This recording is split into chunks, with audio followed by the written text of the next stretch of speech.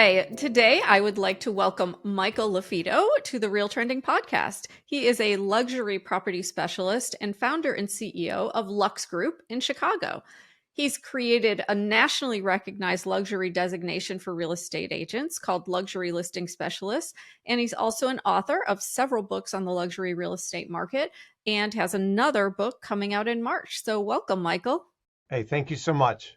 Yeah, so why don't we start with sharing a little bit about your journey into luxury real estate and kind of what motivated you to specialize in this niche?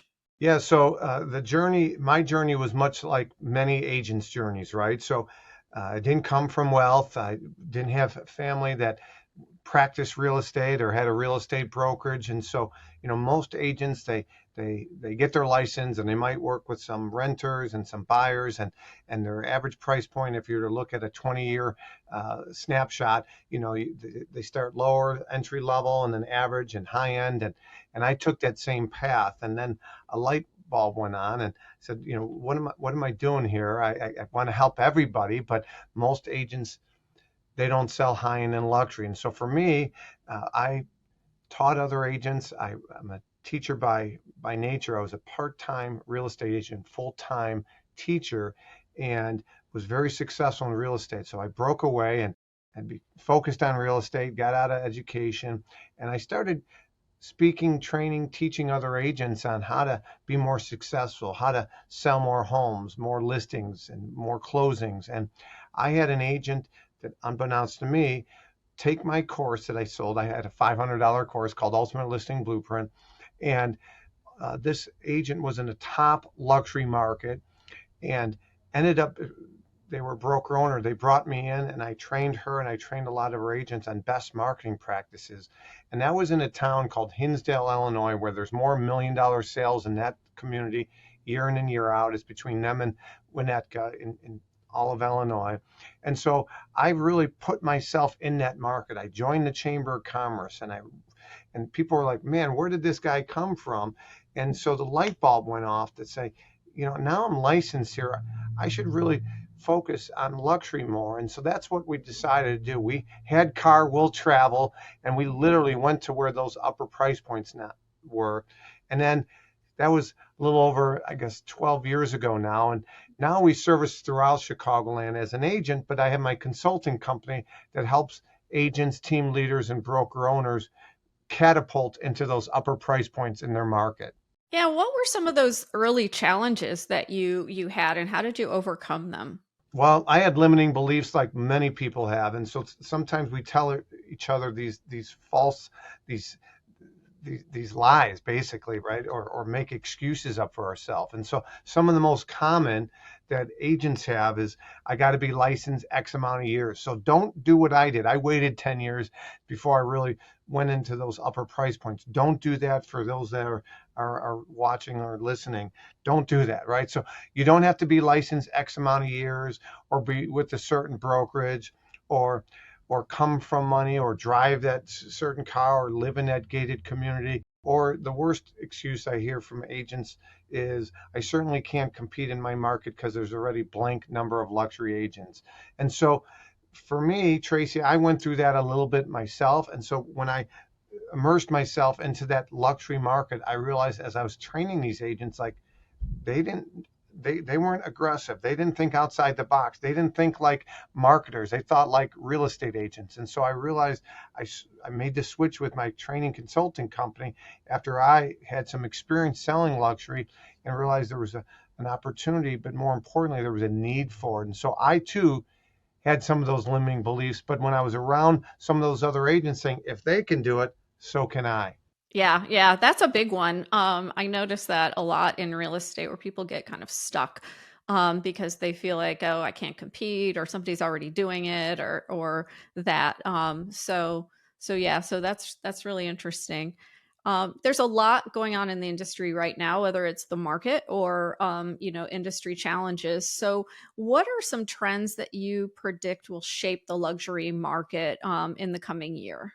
Yeah, I was just on a Zoom and we were talking about the $10 million plus market, right? So Dubai leads it globally with about 350 $10 million sales from September of 22 to September of 2023.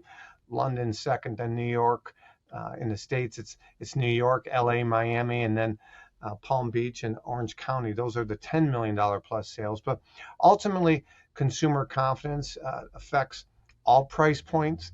Believe it or not, even interest rates do affect the ultra high net worth individuals. We had a record sale last year in a town called Oak Brook, Illinois. It's 4.75. I represented the buyer, and he brought up interest rates a lot because he wanted to put down the least amount possible so that he would free up his equity to, he buys investment properties. And so again, interest rates, they're coming down a little bit. Predictions are they will continue to come down. Last year, there was hardly any homes on the market in most markets. In Chicagoland, there were 118% less homes that sold last year than the year before. So I do think you'll see more and more inventory coming on because there's some pent up demand. And I think you're going to have some people that bought 3 years ago that it wasn't their dream property, but they settled. There wasn't much out there. And I think you're going to see some of those people sell. And I think you're going to see some buyers that are more educated from the standpoint of, hey, home prices historically have gone up over 4% over the last 42 years. And so, yeah, rates are a little bit high, but I can refinance in a year if need be. Yeah, so how can real estate professionals really prepare for this coming market? What's the number one thing you think they should be doing right now? They need to position themselves as a local expert, right? And so how do you do that? You want to provide content. You want to know what's on the market. You want to know what's coming on the market. So just yesterday, I had an agent that's not in my market say, hey, I have an upcoming $1.3 million listing. They knew I sold in this particular area.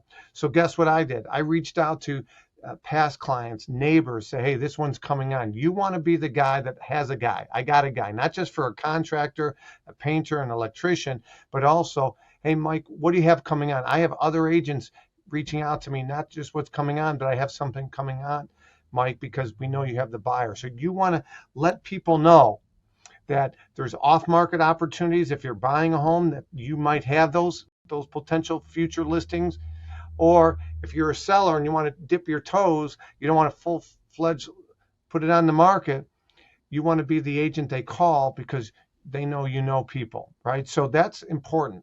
That's really important that you immerse yourself, you position yourself, you put yourself out there. We put out free content on a monthly basis. You go to your mailbox, you get junk mail, if you will, but you also get these packets of coupons and that kind of stuff. We put together in the town I live in. I'm based in Wheaton, Illinois, home of Red Grange and the Belushi brothers. And every month when somebody in my town goes through their mailbox, they'll get a monthly update. Real estate tip for March, real estate tip for February, real estate tip for September. Each month I'm consistent. Consistency is key. And we're putting value out there. Educational tips for buyers, for sellers, and market update.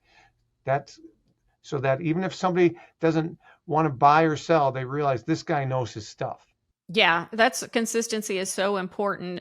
And what are your, let's put your teacher hat on here. What are your top tips for finding that hidden inventory? That's a great question. So consistency is key. I believe mailers are important. So sometimes we overcomplicate things, right? Keep it simple. So homeowners want to know what their house is worth, okay? And they want to know if they're thinking about selling, what they could do on a minimal budget to get top dollar. So, 3 tips, 5 mistakes. I like putting these educational videos out there or marketing pieces.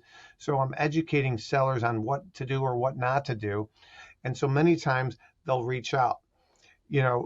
I believe that there's golden nuggets that are hidden in our database. Those could be people that bought your listings years ago, for example. Most of the time, statistics show most consumers have a decent experience with their agent, but yet most won't use that agent again because that agent doesn't stay in contact with them. So you got to love on your database. You got to communicate with them, but you got to put yourself out there so that people know. And many times, one of the ways I get people to reach out to me, and it's not fake, it's legitimate, is I have a buyer. So if you've ever thought about selling, Tracey, I might have a buyer for your home. That's one way, because now you get people calling because if they're thinking about selling, and again, we put on there, wouldn't it be nice to sell your home off market? There could be potentially less fees, less stress. You'd only have to get the home ready once to show it. Okay, so that I'm not just telling people what they want to hear from a salesmanship standpoint. I'm being authentic. That's the truth. That could be one of the benefits to them. So I have a buyer is one way to get people to raise their hand, and we've had a lot of success uh, with getting buyers to reach out to us. Just recently, I did an open house at a $1.95 million home this past weekend when we're filming this. And I had two buyers come through, one of which had come through an open house at a 2.25 that I had several months ago. And somebody else said, "Oh, I saw your listing that was listed at 2.5 million before." And I had conversations. I told them what they wanted to hear, but I was authentic. In other words, hey, Tracey, if you and your significant other, if you're not happy with the homes that are out there, we have some upcoming listings. Here's my information. Reach out if you're not working with anybody and you want to find off-market opportunities. So I have those too, and so that's something of value. Bring something of value to these people so that they're going to want to leave their real information with you versus fake contact information. Yeah, I know. We recently got a call at our house that or an agent called, said they had a buyer for our house. We're not interested in selling, but they did ask. I know several friends in my neighborhood who have gotten the same phone calls. And I don't know that any of them chose to sell right now. However, you're going to hit one at some point, especially if you have a buyer. I know the one family really considered it. They had paid cash for their house. They didn't owe anything. They could have made a decent profit. They just had put a lot of money into renovating it and decided ultimately they wanted to stay where they were.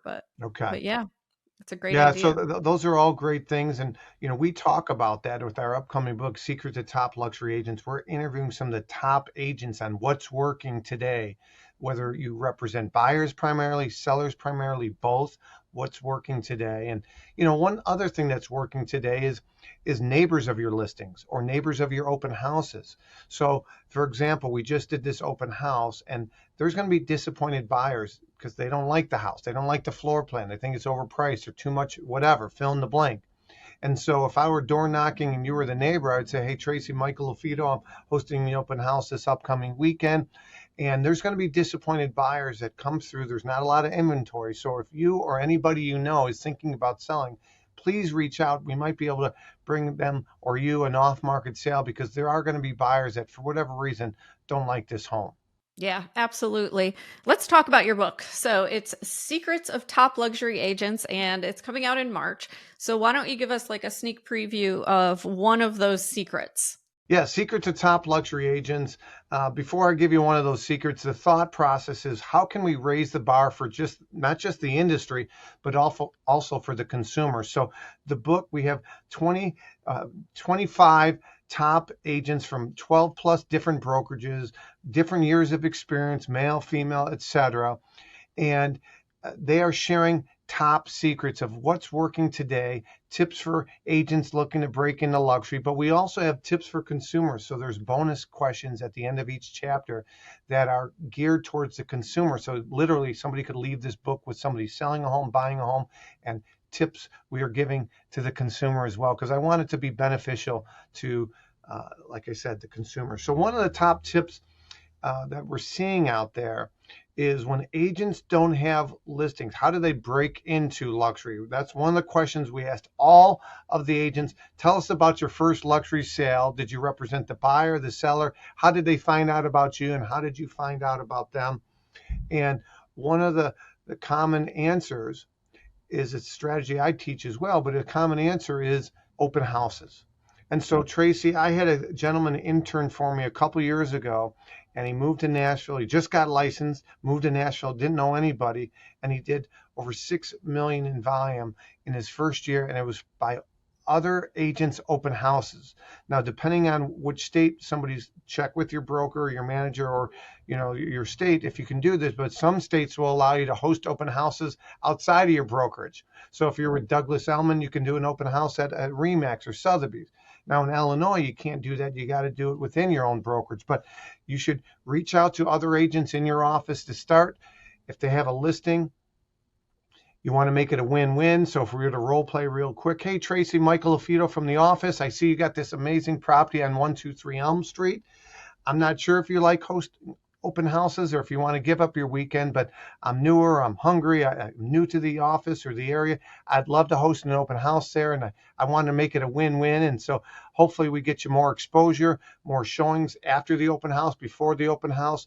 Hopefully I bring you the buyer from the open house, and I'll cheerfully give you a referral fee from anybody that comes through the open house that buys the listing.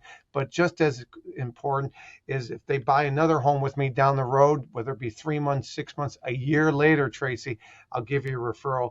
I recommend that strategy to the listeners if you're trying to break into luxury. And after you get a couple those successful sales, you don't have to offer up that referral fee, but do it to start with. Yeah, I think breaking into the luxury market is very difficult. It's a difficult changing your mindset into doing it. And so I wanted to talk a little bit about building those relationships with high net worth clients, because a lot of them, you're not actually building the relationship directly with them. You're building the relationship with their representative, or, their attorney, their accountant, their, whatever. So talk to me about how, some tips for breaking in based on relationship building. That's a great question. So people ultimately want to do business with people they like and they trust, right? So people want to do business with people they like and they trust. The other thing is, I look at this as Robert De Niro, Meet the Parents, The Circle of Trust. Remember the movie from 2000 with Robert De Niro? It's very difficult to penetrate the circle of trust because, again, you have to think like high net worth individuals. They've been taken advantage of. That guy that cuts their half acre yard charges them $80 per lawn per time they cut the grass, and the house down the street that's on 2 acres, but it's an entry level home, they'll cut that 2 acres for $60, right? So they're taken advantage of. So again, penetrating the high net worth individuals, sometimes you have to do it indirectly, and that's through their referring sources. So I would recommend to the listeners, go to where the money is, right? So what I mean by that is if you're in a certain part of Houston, you might have to join the Woodlands, the Woodlands Chamber of Commerce. I joined the Hinsdale Chamber of Commerce, which was 40 minutes from where I live. So you might want to join the Chamber of Commerce, get in good with the business owners that cater to them. Again, the best way to get referrals, Tracey, is give them or bring something of value. So bring something of value to those other business owners. And if you're authentic and you do what you say you're going to do and you're consistent, you have to show up consistently, and then good things typically will happen to you. And then the other aspect is, you might go to those nonprofit events, you might go to the country club or those restaurants and be valuable, be likable. You don't have to, buy that Maserati or that Lamborghini, but you want to be someone of value. Yeah, I mean, I think there's a misconception that you have to be rich too, or you have to act a certain way to present yourself a certain way. When really, yes, of course, you have to look presentable. Of course, you have to be able to speak well. However, the authenticity of it is the most important part, the relatableness, the likability of it. And you're not going to get that if you're trying to pretend to be someone else. You're absolutely right. Authenticity is key. There's fake news, there's fake this, there's everybody on TikTok and Instagram and everything else is, they have an amazing life. But the reality is that's not true, right? That's what you see. The reality is with high net worth individuals, they go home and their dog pooped on the carpeting just like your dog did and my dog did. They put their pants on one leg at a time, and sometimes we can overpsych ourselves out. I've been around billionaires and you wouldn't know it. They wear t-shirts, they're down to earth. I've been around people that maybe aren't millionaires and they're jerks, and they think they are. So again, be nice to people, but don't overthink it, but be yourself. Yeah, absolutely. So let's talk about personal branding. How important do you think it is to in luxury real estate? Like, what tips can you offer in that regard as well?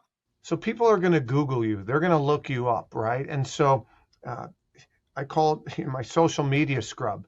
You might Google somebody that you're thinking of hiring or look them up. They're doing the same thing. They're going to judge you. They're going to judge a book by its cover, right? So they're going to look at your LinkedIn. LinkedIn's really important with high net worth individuals. Even if you don't think it is, get your LinkedIn profile optimized, update your headshot.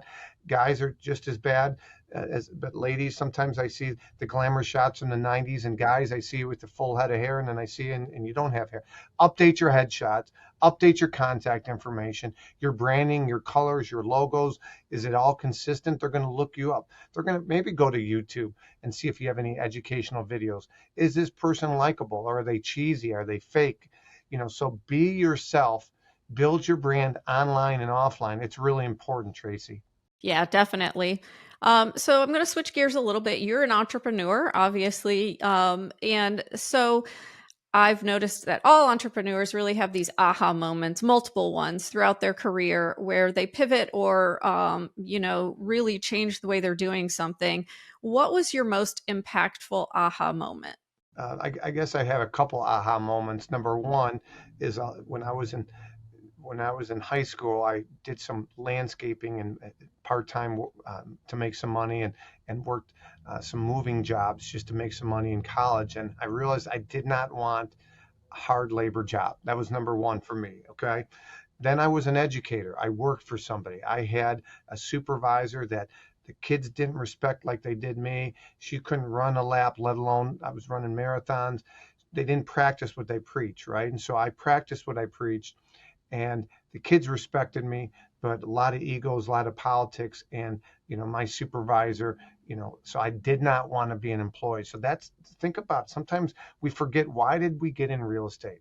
You wanted to be your own boss. The good news is you're your own boss. The bad news is you're your own boss, right? So nobody's going to give you anything. Okay, you got to earn it. Got to earn it. And so the other big aha I had, I remember my first $10,000 check. I was a part-time real estate agent. I was a teacher, and I was like, holy cow, it's like a fifth of my paycheck. And I was just showing one guy one home. And so that was a big aha. But when it comes to luxury, my big aha is listen, you want to diversify your portfolio. Most of the listeners, most agents, they focus with entry level or starter homes and average price properties, which is fine.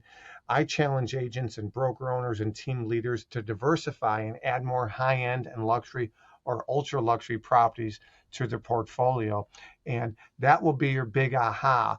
Most agents, they don't want to sell more homes unless you don't sell any. But if those listeners sell a decent amount of homes, most people don't want to be busier. If they are somewhat busy, they want to work smarter, not harder. And so we teach agents how to increase your average sale price in a commission-based industry, whether you sell Maseratis or Chevy pickup trucks.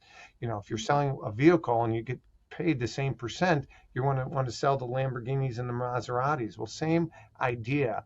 And so that was a big aha. Marketing to the Affluent was a book I read, and I'm so thankful I did. Yeah. Now, do you know who wrote that book by any chance? Dan S. Kennedy. Dan S. Kennedy is a mentor of mine. He talks about direct response marketing. And that was one of the aha moments for me is don't think like a real estate agent. Think like a marketer. You're not in the real estate business. You're in the business of marketing your real estate business. And my tagline locally is it's not the market, it's the marketing. And so I think like a marketer, and that's really key. So when I'm looking at a home, I'm trying to figure out what can I do to position this home differently than the competitors? We're in the dating app industry. People are swiping left and right on the properties we represent. Literally, I could have Barbara Corcoran herself write the description on one of my properties, and it doesn't matter if the photo quality, number one, as well as what I'm highlighting in the photos isn't great. So I know what today's consumers are looking for. I downplay the least favorable. I highlight. I'm always looking to bring value to my clients as well as to my marketplace. We just had a home staged recently. The stager forgot to stage the lower level. She was going to move stuff around. So I documented before and after. You can't have enough testimonials and reviews. You can't have enough case studies. A case study, Tracey, is documenting how you got a home sold when maybe somebody else didn't. Those are an old adage in real estate. You want to be the firstborn, the second wife, and the third listing agent, okay? Because the third listing agent, the seller is sick and tired and they finally say, fine, whatever you got to do, I'll lower the price, fine, I'll stage, I'll paint. But you want to get it right the first time. So you got to be a good storyteller, not a BSer, but a good storyteller, and back it up with case studies. And so agents, that would be something I'd highly recommend. You do get more testimonials and case studies, and you think like a marketer and not like a real estate agent. That's great advice. My final question is just where do you see the most opportunity for growth in the luxury real estate sector right now? It's the growth. You have one end of the spectrum. There's a lot of old time real estate agents out there. Debbie Dinosaur, Dinosaur Dan. I'm not just saying by age, but by the way they think. They don't have a CRM. They don't have a database. They're not using video. Okay. And then you have these $1 million agent wannabes, these young people. They want to hit they all are looking for this. That was easy. They're looking for the easy button, right? They're looking for the easy button, and there is no easy button. Okay. So I think there's a huge opportunity for growth for the other 80% of agents. Those agents that are selling, they're making a decent living. They have great character. They're hard workers. I believe there's an opportunity to break into luxury for those markets. And I should have covered this earlier, and let me cover it real quick. Luxury is all relative. There's luxury in every market, Tracy. It's not just the Hamptons or Beverly Hills or New York or Miami. There's luxury in Davenport, Iowa. There's luxury in the heart of America to the West Coast, East Coast. Luxury, we believe that there's 5 price points in most markets. That's what we teach in our luxury listing specialist designation and in our book. You have entry level in most markets. You have average, bucket number 5 buckets. Bucket 1 is entry level or starter. Bucket 2 is average price point for your market. You can find the average price point, talk to your title company, your MLS, your real estate board. That's bucket number 2. The third bucket is luxury. We define a luxury home in most markets as a home that is 3 times the average sale price for that given market. That's bucket 3. Bucket 3 is high end. Bucket 3 is high end. A high end home is 2 times the average sale price in your given market. Average price point in your market is $700,000. High end would be $1.4 million. Bucket 4 is luxury. Luxury is 3 times the average sale price, so $700,000 times 3 or $2.1 million. And bucket 5 is in the major markets, and we call that an ultra luxury home that is 10 times the average sale price, so $700,000 times 10 or $7 million and above. So 5 buckets. Again, I see an opportunity for 80% of agents that are specializing in entry level and average, maybe sell a high end here or there. You can sell luxury too. You got to surround yourself with the right people. You got to digest and grow your knowledge. I believe if agents grow their knowledge, their confidence will grow. If they're more confident, Tracy, they'll go on that appointment that maybe they wouldn't have gone on previously. I'm going to ask one more question because I think there's this misconception, and maybe it's true, I don't know, that you can't just start in real estate in luxury. You have to work your way through the different price bands before you can be a luxury agent. Do you find that to be true, or is there a way you can make that work as a new agent? I would say historically that's been true. However, it doesn't have to be. Going back to my younger self, if I know what I knew now, I wouldn't wait 8 to 10 years. So no, Yeah. It doesn't need to be true. Get yourself a great mentor. Get yourself a great real estate coach. Who you work with matters. Whose organization you work with matters. Which brokerage you're with matters. Again, that's why we've created courses for the California Association of Realtors called Breaking into Luxury, as well as others, is we help break down those potential barriers. And one of my initiatives, we were just named newsmaker for Riz Media. One of our initiatives is to increase diversity in luxury real estate. So as I speak across the country, we have 5 in-person designation events in 2024. We're going to be adding more. One of my goals is to work with the various affinity groups. So I'm a NAREP member. I'm a NAREP member. I'm an ARIA member. I'm a LGBTQ Alliance member. I've spoken at YPN events, even though I'm not a young professional, even though I think I'm young. Okay, so diversity in luxury real estate is an initiative of mine. But for the listeners, you should diversify as well. You should get involved, join your local chapters. You'll meet a lot of people. These are referring opportunities as well, and you'll grow your knowledge. And the more knowledgeable you are, the more confident you are, the more confident you'll step out of your comfort zone. That is absolutely wonderful advice. Thank you, Michael, so much for joining Real Trending and offering some really good tips and strategies for our listeners. We You're really absolutely appreciate it. welcome. I'm so excited. And if you do get our book, Secret to Top Luxury Agents, please leave us a like, leave us a review. You can go to secrettotopluxuryagents.com to get on the list to reserve. We got some bonus items there as well. Thanks, Michael.